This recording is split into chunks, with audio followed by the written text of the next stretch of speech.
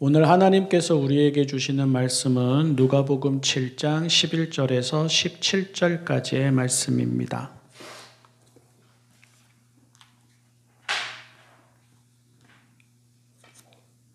세번역 성경 신약 107쪽 누가복음 7장 11절에서 17절까지의 말씀. 그 뒤에 곧 예수께서 나인이라는 성읍으로 가시게 되었는데 제자들과 큰 무리가 그와 동행하였다. 예수께서 성문에 가까이 이르셨을 때에 사람들이 한 죽은 사람을 메고 나오고 있었다. 그 죽은 사람은 그의 어머니의 외아들이고 그 여자는 과부였다. 그런데 그 성에 많은 사람이 그 여자와 함께 따라오고 있었다. 주님께서 그 여자를 보시고 가엾게 여기셔서 말씀하셨다. 울지 말아라. 그리고 앞으로 나아가서 관에 손을 대시니 메고 가는 사람들이 멈추어 섰다. 예수께서 말씀하셨다. 젊은이야, 내가 내게 말한다. 일어나라. 그러자 죽은 사람이 일어나 앉아서 말을 하기 시작하였다. 예수께서 그를 그 어머니에게 돌려주셨다. 그래서 모두 두려움에 사로잡혀서 하나님을 찬양하면서 말하기를 우리에게 큰 예언자가 나타났다 하고 또 하나님께서 자기 백성을 돌보아 주셨다 하였다. 예수의 이 이야기가 온 유대와 그 주위에 있는 모든 지역에 퍼졌다. 아멘. 이 일이 있는데 정말 그 일이 하고 싶은 일이었는데 그리고 그 일을 지금 하게 되었는데 그런데도 눈에 들어오지도 않고 손에 잡히지 않을 때도 있습니다. 누군가가 있는데 정말 그를 보고 싶었고 만나고 싶었는데 그리고 그가 지금 곁에 있는데 그런데도 같이 있다는 마음조차 들지 않고 혼자만 있는 것 같을 때도 있습니다. 너무 아프면 그렇습니다. 너무 슬프면 그렇습니다. 너무 힘들면 그렇습니다. 너무 막막하면 그렇습니다. 아마 우울증 환자들이 그럴 것입니다. 사랑하는 이를 떠나보낸 이들이 그럴 것입니다. 거듭되는 실패를 경험하는 이들이 그럴 것입니다. 중병에 걸린 이들이 그럴 것입니다. 삶이 너무 버겁고 무거운 이들이 그럴 것입니다. 아무것도 보이지 않습니다. 아무것도 들리지 않습니다. 깊은 수렁에 빠진 것 같고요. 그 수렁에서 자기 혼자만 헤매는 것 같습니다. 세상이 유독 자기에게만 무심하거나 가혹한 것 같습니다.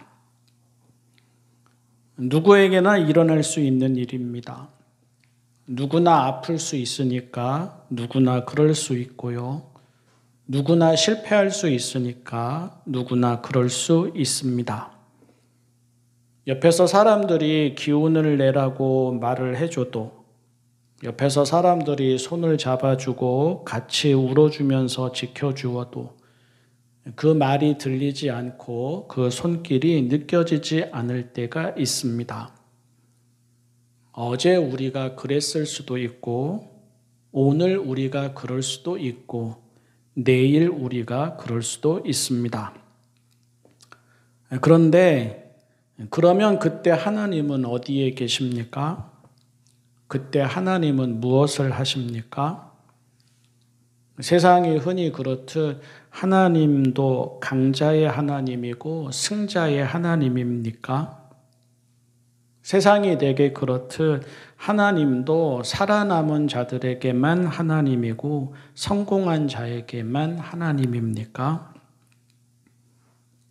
나인성 과부에게 일어난 이야기를 읽었습니다. 아들이 죽었습니다. 남편도 없이 키운 하나뿐인 아들입니다. 과부인 그녀에게는 생명이고 웃음이고 위로이고 희망이고 전부인 아들입니다. 그 아들 보면서 살아왔을 것입니다. 그 아들이 그녀가 경제적으로, 사회적으로, 심리적으로 힘든 날들을 견디며 살아가게 했을 것입니다. 그 아들 없이 홀로 살아가는 날이 있으리라 한 번도 생각해 본 적이 없을 것입니다. 당연히 슬픔이 이루 말할 수 없을 것입니다. 아무것도 보이지 않을 것이고 아무 소리도 들리지 않을 것입니다. 시간이 멈춘 듯 할 것입니다. 하도 아파서, 하도 슬퍼서, 하도 힘들어서, 하도 허망해서, 하도 절망적이어서, 하도 기운이 빠져서 그저 멍했을 것입니다. 그래서 오늘 읽은 이 말씀은 믿음에 대한 이야기가 아닙니다. 기도에 대한 이야기도 아닙니다. 간절한 의지와 희망을 가지고 살아가는 사람에 대한 이야기도 아닙니다. 그녀에게는 믿음도 기도도 간절함도 보이지 않습니다. 오늘 우리가 읽은 이 이야기는 너무 절망적이어서 아무것도 할 수 없는 한 여인에게 일어난 이야기입니다. 본문은 슬픔과 아픔과 허무함으로 보이는 것도 없고 들리는 것도 없고 기도도 나오지 않는 한 여인을 예수님이 보시고 가엾게 여기시고 자비를 베푸신 이야기입니다. 나인에서 나사렛까지가 거리가 한 10km쯤 된다고 합니다. 본문 바로 앞에는 예수님이 가버나움에 계시는데 가버나움에서 나인까지는 40km쯤 된다고 합니다. 그러면 나인성에서 살고 있는 사람들도 예수님에 대한 소문을 들어왔을 것입니다. 나사렛 출신에 예수라는 분이 있다더라. 그 사람이 하는 일을 들었다. 아픈 사람, 힘든 사람, 약한 사람, 우는 사람, 무시당하는 사람, 소외당하는 사람 등에게 다정하시다더라. 그런 사람들 보면 그냥 지나치는 법 없고 위로해 주시고 고쳐주시고 회복시켜 주신다더라. 그리고 본문 바로 앞 가버나움에서 예수님은 죽어가는 로마 백부장의 종을 말씀만으로 고쳐주셨습니다. 그 소문도 나인성으로 퍼져갔을 것입니다. 우리가 11절부터 읽었는데 11절 그 뒤에 곧 이렇게 시작이 되는데요. 여기서 그 뒤에라는 말 대신에 다음 날이라고 되어 있는 사본들도 여럿 있습니다. 나인성의 사람들에게 예수님에 대한 소문은 아주 따끈따끈한 소식이고 그 어떤 소식보다 전파력이 빠른 소식이었을 거라는 말입니다. 그런데 그녀는 그 예수님이 다른 누구도 아닌 그 예수님이 성문에 이르시는데도 보지 못합니다.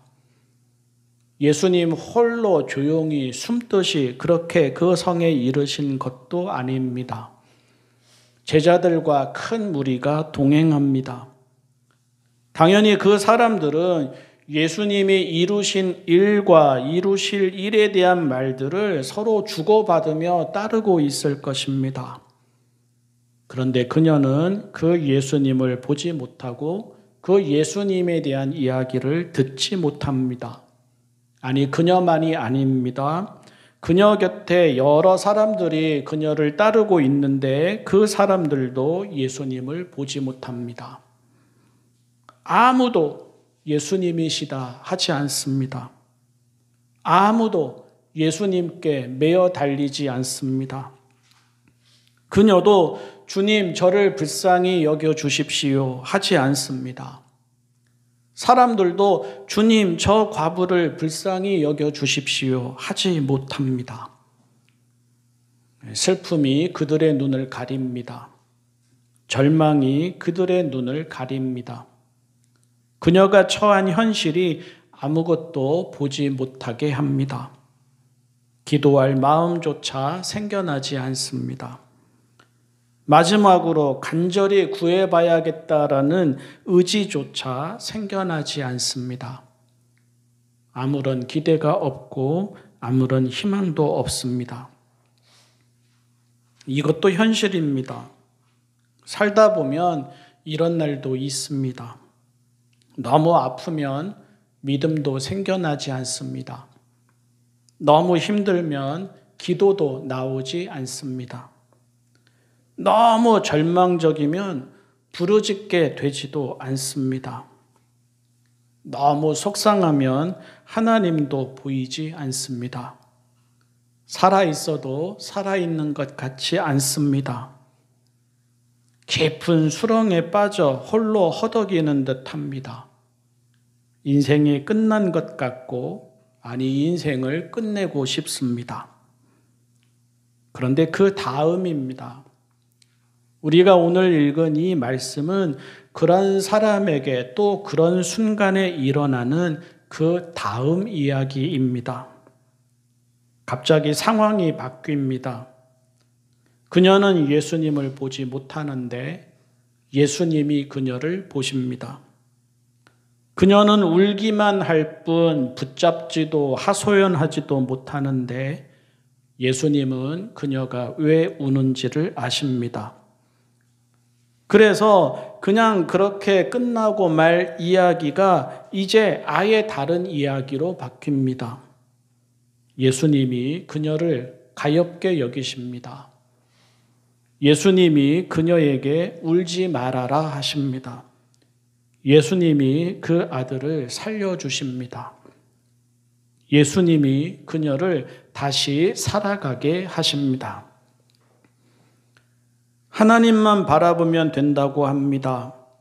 하지만 하나님을 바라보지 못하는 순간도 있습니다. 하나님께 기도하면 된다고 합니다.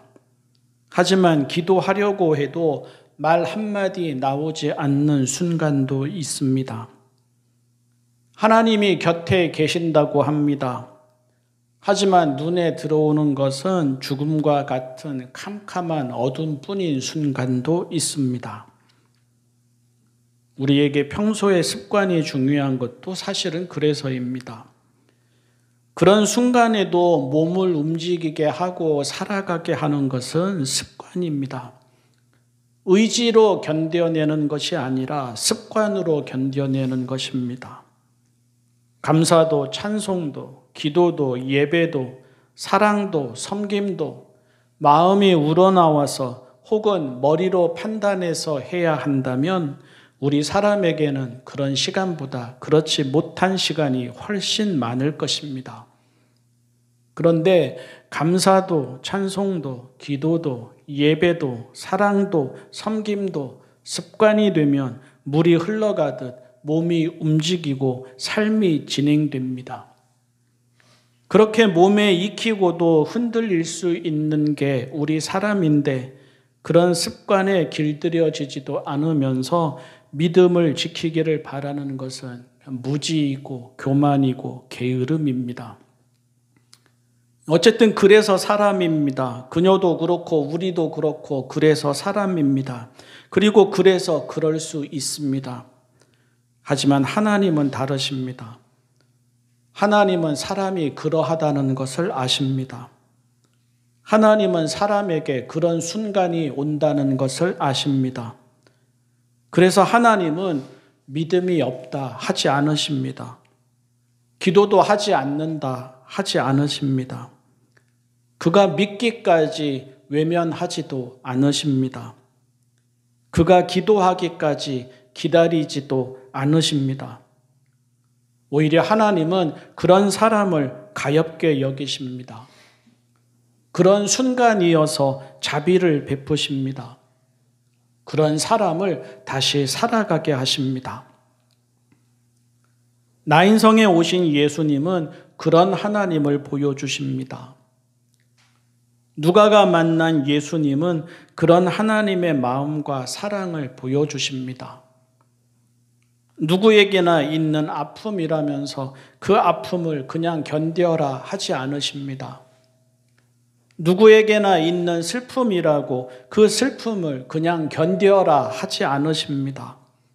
그 아픔을 덜어주십니다. 그 슬픔을 덜어주십니다. 그 아픔 해결한다고 영원히 아플 일 없게 되는 것 아닙니다. 그 슬픔 사라진다고 다시 슬플 일 없게 되는 것 아닙니다. 하지만 그럼에도 불구하고 예수님은 인생 다 그런 거다, 그렇지 않고 살아가는 사람 있느냐 하지 않으십니다. 울지 말아라 위로하시고 울지 않게 자비를 베푸십니다. 사람은 하나님을 보지 못해도 하나님은 사람을 보심을 그렇게 알려주시고 가르쳐 주십니다.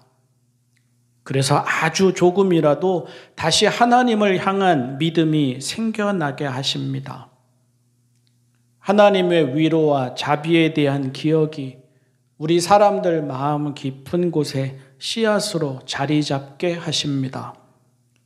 하염없이 우는 날도 있겠지만 그러다가 어느 날에는 이 하나님이 기억이 나 더듬거리면서라도 다시 하나님을 부르게 하십니다. 그리고 그 순간에는 몰라도 지나고 나면 이 하나님의 마음을 닮은 가족과 벗들이 곁에 있었고 있음도 알게 하십니다. 그러면서 우리가 아픔과 슬픔을 이겨내는 법을 배우게 하십니다. 나인성 과부의 이야기는 강자의 이야기가 아니라 약자의 이야기입니다. 나인성 과부의 이야기는 기도할 힘이 있는 이에게 응답하시는 예수님의 이야기가 아니라 기도할 힘도 없는 이를 찾아오셔서 고쳐주시는 예수님의 이야기입니다. 그래서 나인성 과부의 이야기는 우리가 믿는 하나님이 왜 하나님이신지를 보여주고 우리가 믿는 예수님이 왜 주님이신지를 보여줍니다. 보시는 하나님이십니다. 보시는 예수님이십니다. 아시는 하나님이십니다. 아시는 예수님이십니다. 우리가 보지 못하는 순간에도 하나님은 우리를 보십니다. 우리가 너무 약해져서 믿음이라는 것을 찾아보기 어려울 때에도 하나님은 하나님이시기에 우리 곁에서 우리를 위로하시며 아픔과 슬픔과 절망과 무력함과 허무함에서 벗어나 다시 살아가게 하십니다. 지금은 다 알지 못해도 마지막 날 주님 앞에 서게 될 때 다 알게 될 것입니다. 하나님이 우리를 계속 지켜보고 계셨음을, 하나님이 우리의 모든 것을 계속 다 알고 계셨음을, 그래서 결국에는 하나님으로 말미암아 우리의 인생이 완성되었음을 기도하겠습니다. 사랑의 하나님, 하나님을 믿게 하여 주십시오.